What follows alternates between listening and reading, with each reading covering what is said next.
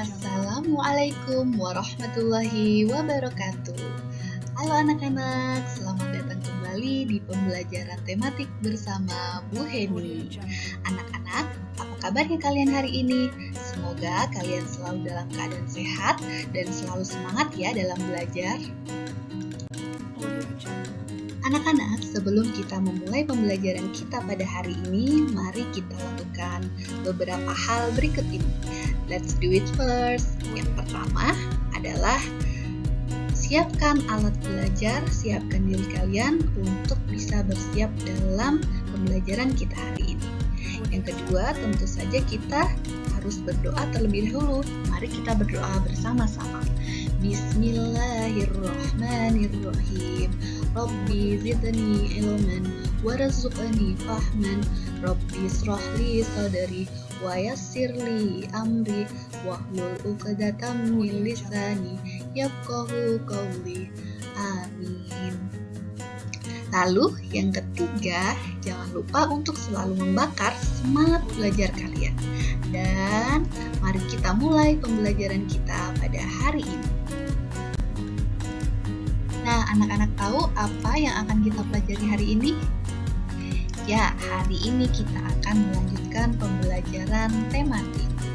Hari ini kita masih melanjutkan di tema 5D, subtema 1, muatan pelajaran IPS di KD 3.2, yaitu tentang menganalisis bentuk-bentuk interaksi manusia dengan lingkungan dan pengaruhnya terhadap pembangunan sosial, budaya, dan ekonomi masyarakat Indonesia.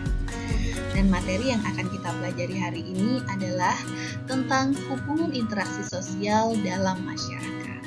Baik anak-anak, bisa kita mulai ya pembelajaran kita hari ini. Seperti yang telah Ibu sampaikan sebelumnya, bahwa hari ini kita akan membahas tentang hubungan interaksi sosial dalam masyarakat. Anak-anak bisa buka buku kalian di halaman 33 sampai 35. Baik, anak-anak masih ingat apa itu interaksi sosial?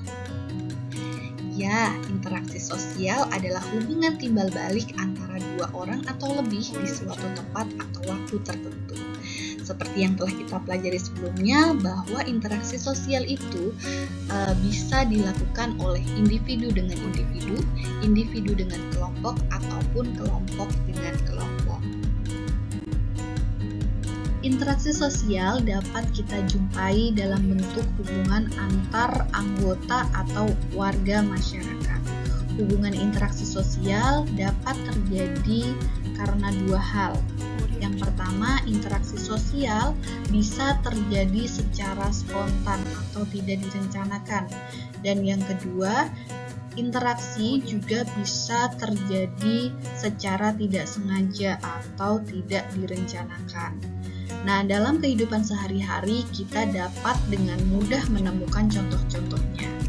Nah, apa saja contoh yang bisa kita lihat dalam kehidupan kita sehari-hari? Mari kita simak di penjelasan berikutnya. Baik anak-anak, kali ini Bu Heni akan memberikan contoh interaksi sosial yang terjadi di masyarakat dan dapat kita temui dalam kehidupan sehari-hari. Yang pertama adalah transaksi jual-beli, yang kedua adalah musyawarah, yang ketiga adalah kerja bakti, keempat proses belajar mengajar, dan yang terakhir adalah tolong-menolong. Nah, untuk itu mari kita simak penjelasannya satu persatu. Baik, kita awali di contoh yang pertama, yaitu transaksi jual-beli. Dalam transaksi jual-beli terjadi interaksi antara penjual dan pembeli. Komunikasi yang terjadi antara penjual dan pembeli saat menawar barang dagangannya itulah yang disebut dengan interaksi sosial. Penjual menawarkan barang dagangannya dan pembeli memutuskan untuk membeli atau tidak barang yang ditawarkan oleh penjual tersebut. Komunikasi yang terjadi antara penjual dan pembeli itulah yang disebut dengan interaksi sosial. Nah, contohnya adalah seperti pada gambar berikut ini. Contoh interaksi sosial yang kedua adalah kegiatan musyawarah. Pada kegiatan musyawarah terjadi interaksi antara anggota musyawarah yang saling memberikan pendapat, saran, tanggapan, maupun sanggahan untuk mencapai keputusan mufakat. Nah, untuk kegiatan musyawarah yang dapat kita temui dalam kehidupan sehari-hari adalah contohnya musyawarah desa yang diadakan untuk kepentingan warga. Misalnya dalam pemilihan pengurus RT, RW, atau kepala desa. Musyawarah di desa juga diadakan untuk membicarakan kegiatan yang akan dilakukan warga dan menyelesaikan masalah yang menyangkut warga dengan cara musyawarah mufakat. Nah, berikut ini adalah contoh kegiatan musyawarah. Contoh interaksi sosial yang ketiga adalah kegiatan kerja bakti. Kegiatan kerja bakti adalah kegiatan menyelesaikan permasalahan lingkungan secara bersama-sama, sehingga interaksi sosial yang terjadi adalah pada saat pelaksanaan kerja bakti itu berlangsung. Contohnya adalah pada gambar berikut ini. Pada gambar berikut ini terjadi interaksi antar warga untuk mencapai tujuan bersama, yaitu terselesaikannya permasalahan yang ada, yaitu kebersihan lingkungan. Lingkungan menjadi lebih bersih dan sehat ketika warga melaksanakan kerja bakti secara bersama-sama. Contoh interaksi sosial yang keempat adalah proses belajar mengajar. Proses belajar mengajar banyak sekali bentuknya. Ada yang dilakukan secara langsung maupun tidak langsung. Ada yang dilakukan di dalam ruang kelas maupun secara jarak jauh atau online. Pelakunya bisa antara individu dengan individu maupun individu dengan kelompok. Interaksinya terjadi saat saling berkomunikasi, baik menerima atau memberi informasi. Apapun bentuk proses belajar mengajar adalah bentuk dari interaksi sosial dalam masyarakat, karena terjadi komunikasi, interaksi, dan aktivitas saling memberi dan menerima antara murid dengan murid, serta murid dengan guru. Contoh interaksi sosial yang terakhir adalah tolong-menolong. Tolong-menolong adalah sikap saling membantu orang lain yang membutuhkan, juga merupakan salah satu contoh interaksi sosial. Meringankan beban sesama akan membuat interaksi sosial kian erat. Contohnya adalah pada gambar berikut ini. Baik anak-anak, bagaimana dengan materi yang telah Ibu sampaikan? Apakah masih ada yang kurang jelas? Alhamdulillah, materi yang kita pelajari hari ini telah selesai Ibu sampaikan. Mudah-mudahan apa yang Ibu sampaikan dapat kalian terima dengan baik ya. Sekarang saatnya Bu Heni menjelaskan tentang penugasan yang akan Ibu berikan pada materi ini. Nah, pada materi ini Bu Heni akan memberikan tugas proyek untuk kalian, yaitu membuat maket sederhana yang berisi tentang salah satu contoh bentuk interaksi sosial yang ada di sekitar kita. Tadi contohnya sudah Ibu jelaskan ya, ada 5 contoh, silahkan kalian pilih salah satu dan jadikan itu ke dalam bentuk maket sederhana. Untuk itu, Bu Heni akan menjelaskan kembali untuk ketentuan dalam pembuatan maket. Yang pertama, buatlah maket sederhana dari bahan-bahan yang ada di rumah. Jadi, kalian buat maketnya dari bahan-bahan yang ada di rumah kalian, misalnya kardus, styrofoam, atau bahan lain yang bisa kalian jumpai di rumah. Kemudian yang kedua, kalian tentukan terlebih dahulu tema yang akan kamu buat, yaitu tentang interaksi sosial. Tadi Ibu sudah menyebutkan ada 5 contoh interaksi sosial, kalian pilih salah satunya. Misalnya, Ibu contohkan adalah kerja bakti di lingkungan masyarakat.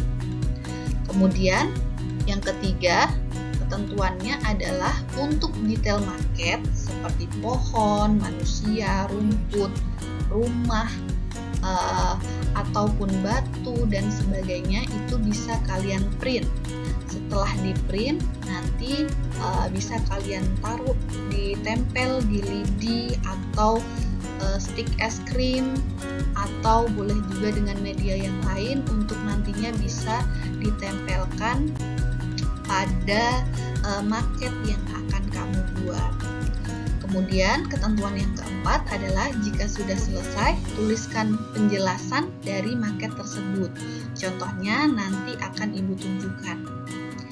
Dan yang terakhir, jika sudah selesai, jangan lupa untuk memfoto hasil karya dan juga tulisan yang berisi penjelasan tentang market, lalu kamu upload ke Google Classroom masing-masing kelas. Dan untuk tenggang waktunya adalah pada hari Jumat tanggal 30 Oktober 2020.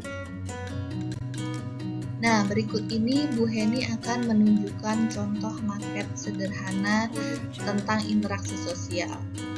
Nah, ini anak-anak. Jadi nanti kalian bisa mengeprint detail-detail seperti rumah, tanaman, pohon, kemudian rumput, manusianya, itu bisa kalian print saja, tidak perlu digambar, tidak apa-apa. Nanti tinggal kalian tempel di market kalian. Seperti ini contoh sederhananya. Kemudian Bu Heni juga akan memberikan contoh untuk laporan atau penjelasannya. Nah, laporan atau penjelasannya bisa kalian tulis di kertas. Kemudian jangan lupa beri judul market interaksi sosial dan beri nama dan nomor absen. Nah, konten yang harus ada di dalam laporan kalian adalah yang pertama tema, yang kedua bentuk interaksi, yang ketiga pihak yang berinteraksi, dan yang terakhir adalah hasil interaksi. Seperti yang tadi telah Ibu sampaikan, contoh yang Ibu berikan adalah kerja bakti di lingkungan masyarakat. Nah, bentuk interaksinya adalah kerjasama warga masyarakat dalam membersihkan lingkungan. Dan pihak yang berinteraksi adalah semua warga yang mengikuti kegiatan kerja bakti. Dan hasil interaksinya adalah lingkungan menjadi bersih dan sehat. Jadi kamu menganalisis dari market yang telah kamu buat. Baik anak-anak, itu saja yang dapat Ibu sampaikan. Semoga apa yang Ibu sampaikan dapat bermanfaat, dan jika ada pertanyaan atau hal-hal yang belum jelas bisa kalian tanyakan kepada guru kelas masing-masing. Terima kasih telah menonton video ini. Sampai jumpa di pembelajaran berikutnya. Kita ucapkan Alhamdulillahirabbil alamin. Sekian dari Bu Heni. Billahi taufiq wal hidayah. Wassalamualaikum warahmatullahi wabarakatuh.